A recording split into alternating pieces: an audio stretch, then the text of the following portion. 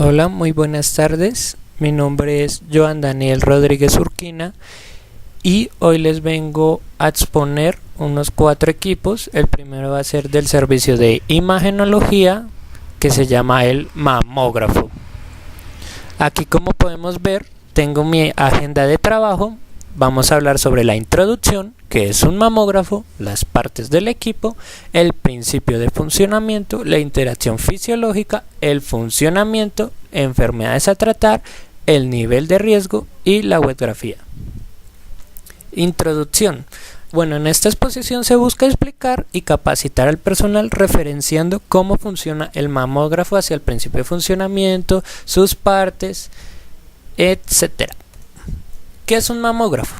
Bueno, este es un equipo de diagnóstico que funciona con bajas dosis de rayos X para detectar enfermedades que puedan presentar en la mama.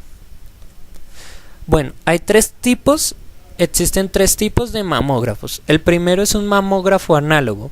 Este equipo opera igual que los demás mamógrafos, así sea digital o el otro que voy a explicar más adelante, tienen el mismo principio de funcionamiento. Su diferencia es que tiene debajo de la rejilla o buque un chasis y una película radiográfica, el cual en esta podemos revelar la imagen tomada con los rayos X y toca revelar la imagen para sacar la radiografía.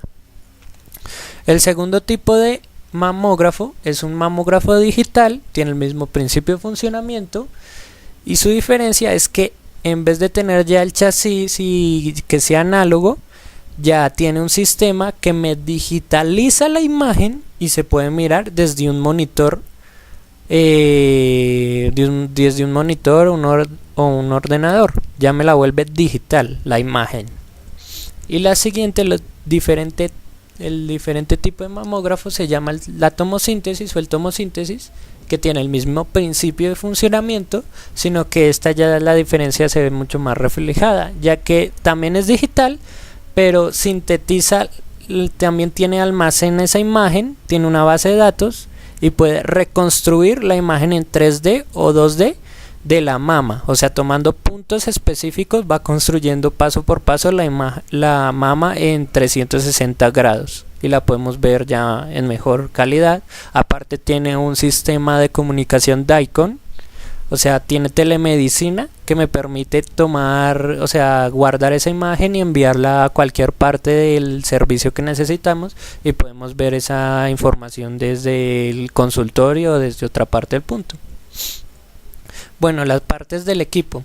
Aquí, como podemos ver, tenemos el equipo de la tomosíntesis y este se compone de la columna, del brazo, de los pedales de compresión, la mampara de protección del usuario, el tubo de rayos X, que más adelante voy a hablar de él, la rejilla Buki, el monitor con unidad de computación, el plato de compresión y aquí tenemos la marca y el modelo que está el de tomosíntesis. Aparte de este tengo también otras partes del mamógrafo, ya este es análogo y como podemos ver tiene más accesorios o partes integradas.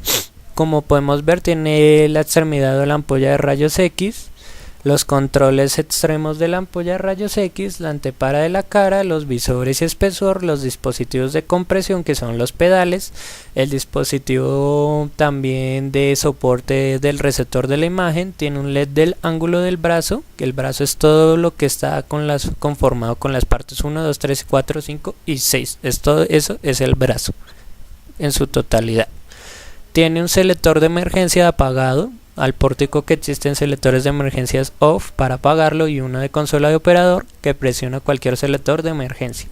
Aparte tiene como quien más dice, más partes, por ejemplo barras de apoyo del paciente, conjunto de uso de vertical, control del brazo C, tubo de pivote brazo C, etc. Tiene varias partes a diferencia del tomosíntesis como vimos hablando anteriormente. Bueno, el funcionamiento del equipo, o sea, cómo vamos a operar el equipo, cuál es el procedimiento que necesitamos hacer. Y lo primero, antes de iniciar la mamografía o el estudio, el paciente debe tener limpias las axilas sin desodorante y los senos bien aseados para no interferencia del equipo y que no haya conductividad o por los desodorantes que tienen componentes que ya son corrosivos también. Bueno, también después de esto conectamos el equipo, luego encendemos el interruptor de encendido y apagado. El paciente debe poner el seno en la placa de compresión, como vemos en la imagen que estamos mostrando ahorita. Listo. El técnico o doctor usará los pedales para ajustar la paleta o la placa de compresión para ejercer una presión entre la rejilla Bucky, que es la parte de abajo, y la paleta, que es la parte de arriba de la compresión, para aplanarlo. Luego se realiza el disparo de rayos X, o sea, con el mando, para obtener la imagen gracias al detector que está al lado opuesto de las de rayos X, está debajo de la placa o Bucky. El detector puede ser ya, o sea, la película radiográfica, si es análogo, o fotográfica, que absorbe ese haz de rayos X para visualizar la imagen, o también puede ser un detector sólido que transmite señales eléctricas hacia la PC para que pueda crear una imagen digital y así para que la imagen pueda obtener una clara visión de la patología de la mama, del tejido posible si es que si lo necesita. Aparte de esto, después es posible que el paciente sienta unas molestias durante la compresión. Como podemos ver ahí en la imagen, están ahí aplanando la mama.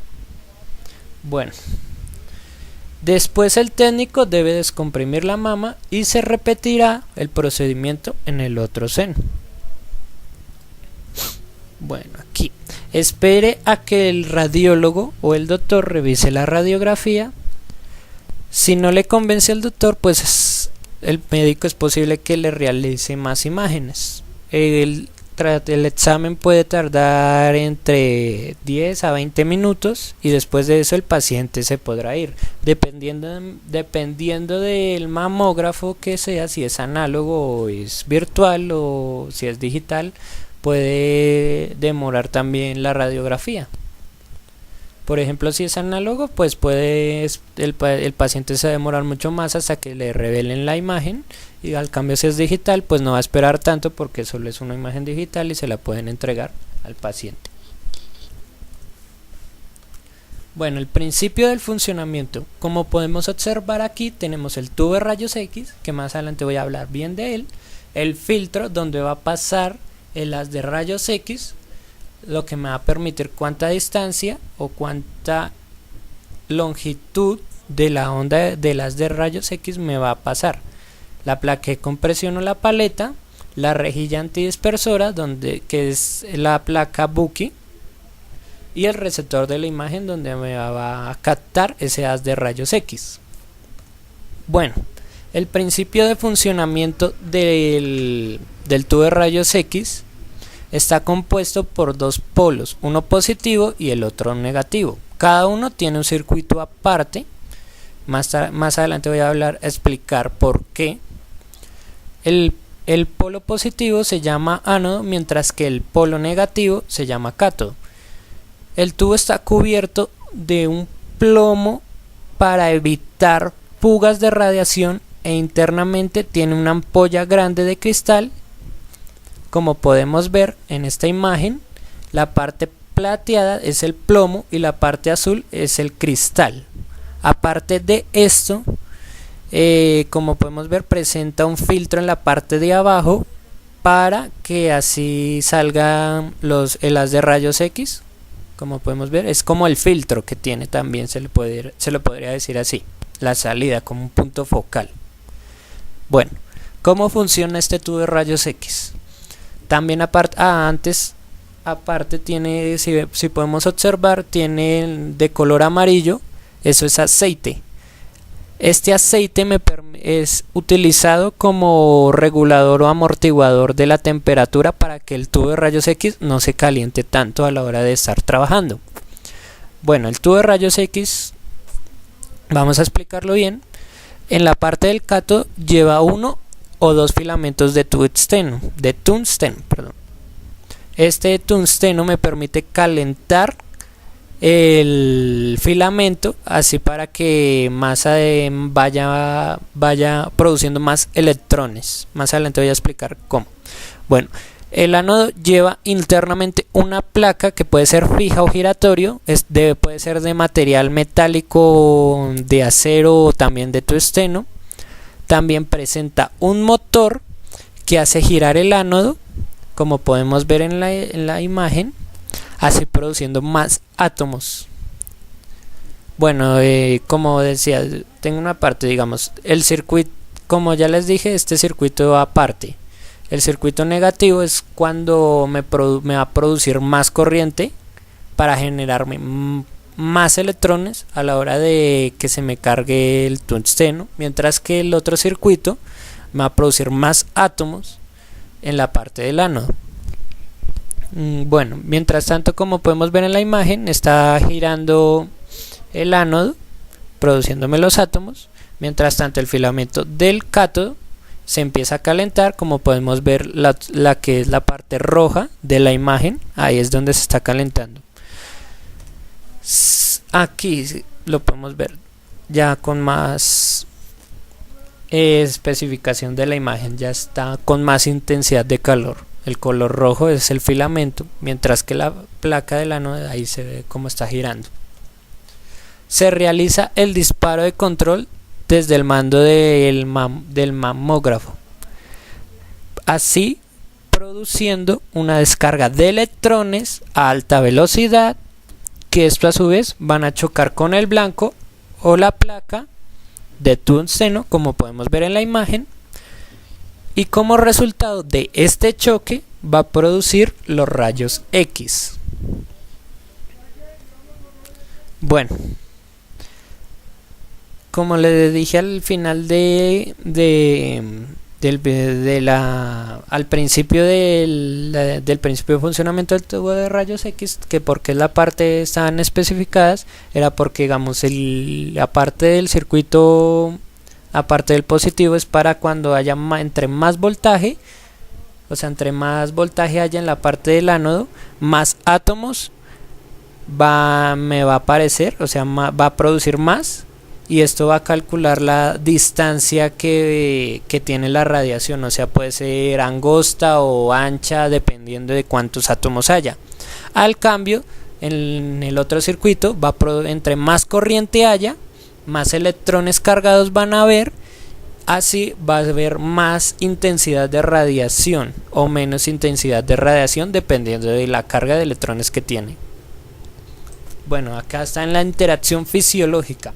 La mama está compuesta por ganglios linfáticos, que son los que me ayudan al sistema son los que me ayudan a o sea, es una parte del sistema inmunológico que me ayuda a filtrar la linfa. También puede detectar un antígeno o un virus, lo que me permite encapsular y destruir ese germen o ese antígeno. Aparte, también la mama tiene un tejido graso que está conformado por células que acumulan lípidos en el citoplasma de la célula. Bueno, el óvulo está conformado por lobulillos, y los lobulillos son productores de la leche, los cuales estos van a pasar por los conductores hacia el pezón, donde va a salir la leche. Eso es lo que me hace prácticamente internamente la mama. Bueno, enfermedades a tratar. Acá hay un cuadro que como podemos ver nos da todas las patologías que hay de la mama, el número de casos de los pacientes y el porcentaje de estos casos de cada cuánto, de un año, cada cuánto más o menos se hace estos tratamientos para las patologías. Entre esas podemos encontrar la enfermedad de fibroquística, displasia dolorosa, fibroadenoma, fibroadenosis, el cáncer, infección, mastitis, control, displasia mamaria, otros tumores, entre otras patologías. Yo voy a hablar de dos principales que son más o menos los que obviamente son más, ¿cómo decirlo?, más frecuentemente en los pacientes. Por ejemplo, antes de eso miramos los números de casos, ya podemos ver si son 118 pacientes, 101, el más raro que es polimastía, que tiene solo 2 casos, un 0.4%, al más frecuentemente que es la fibroquista, que yo voy a hablar, que tiene un 25%. Bueno, la enfermedad principal es el cáncer. Es una enfermedad en la cual las células del seno se multiplican o mutan sin un control y en forma de células malignas cancerosas, porque prácticamente no cumplen normalmente como lo hacen las otras células en los tejidos del seno, y pueden producir tumores malignos o bultos o una masa, como podemos ver en la radiografía. Tenemos el seno normal y cuando se encuentra el tumor maligno, ahí aparece como de color blanco esa masa o ese tumulto que se hace. Esa es la enfermedad del cáncer, de cáncer mamario, ¿no? Bueno, la fibroquista, que es la más frecuente, es una enfermedad en el cual hace que la mama se hinche los lóbulos, lo cual le produce un dolor y sensibilidad a los senos, y también le sale protuberancias, o también puede padecer de fiebre.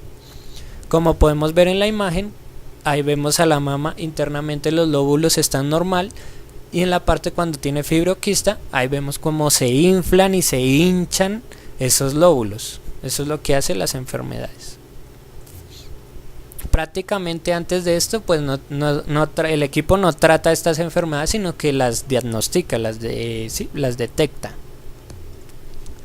Bueno, en el nivel de riesgo, como vemos, según el INVIMA, que es Instituto Nacional de Vigilancia y de Medicamentos y Alimentos, nos habla sobre la clasificación de riesgo de los dispositivos biomédicos, el cual nos dice que este equipo es un dispositivo médico activo, ya que maneja radiaciones ionizantes y que está en el servicio de radiología, de diagnóstico, de imagenología y diagnóstico en el servicio de radiología, y su clase es 2B. En la parte que dice dispositivo médico activo, se refiere a todos los equipos que necesitan conexiones de infraestructura, los cuales otros dispositivos no lo tienen. Bueno, eso es todo lo del equipo del mamógrafo. Más adelante vamos a hablar del otro equipo. Gracias.